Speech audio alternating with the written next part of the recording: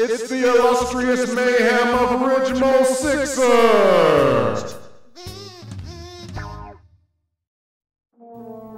In 1994, Quentin Tarantino shot several different outtakes of the famous Christopher Walken scene for the movie Pulp Fiction.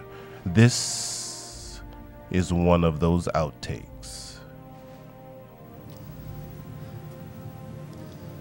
Hello, little man. I sure have heard a lot about you. Yeah, I've got something for you.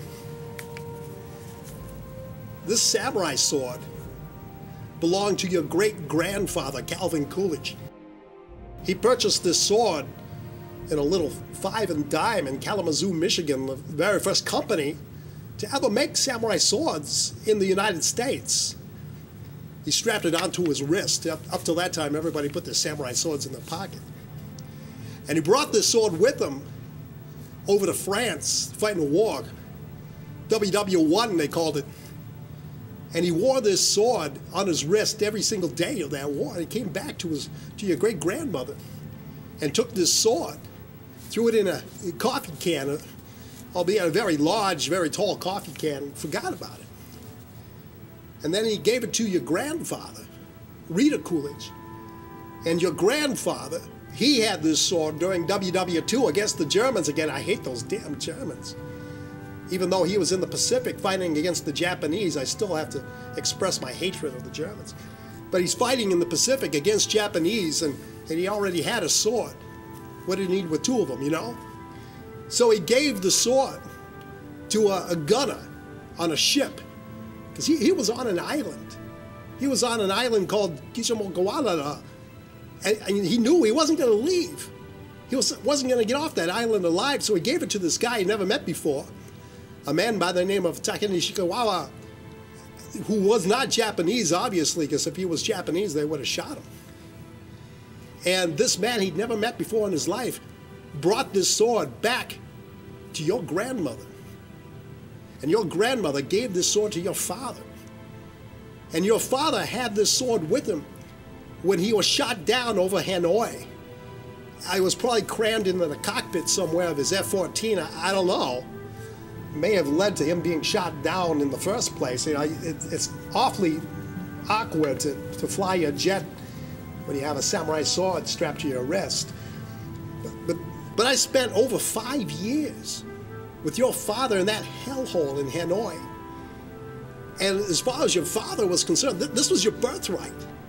He'd be damned if he let some slimy paw touch your birthright and have it taken away. So he hid it, the only place where he knew they would never find it. You know, up where the sun doesn't shine very often, at least not in Hanoi. For 5 years, he had this uncomfortable hunk of metal up his nyahiha, and he finally died of ruptured bowel syndrome.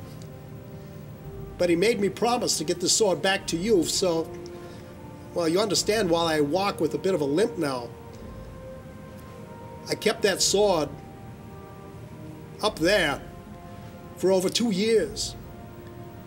And now, little man, I give the sword to you. I washed it thoroughly. I even used bleach. It's fine. You can't even, there's no smell. Take the damn sword. This is a test of the emergency broadcast system. Hello and good evening. I'm Christopher Walken with this important public service announcement. This is a test of the emergency broadcast system. If this had been an actual emergency, you would have been instructed to take your head, put it between your legs, and kiss your yin-yang goodbye. This has only been a test. Don't panic. Of the emergency broadcast system. You know, in Queens, where I grew up, we had such tests, but we ignored them. We didn't pay any attention to it at all. And that's why Queens doesn't exist today, because we ignored the test. Don't ignore the damn test. And that was a test of the emergency broadcast system, I think.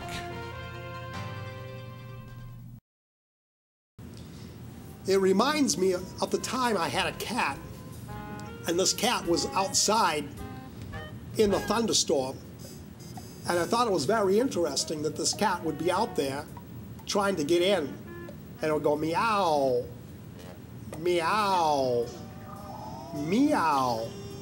You see how it changed the inflection of what it was saying, the accent on the ow and then the accent on the me.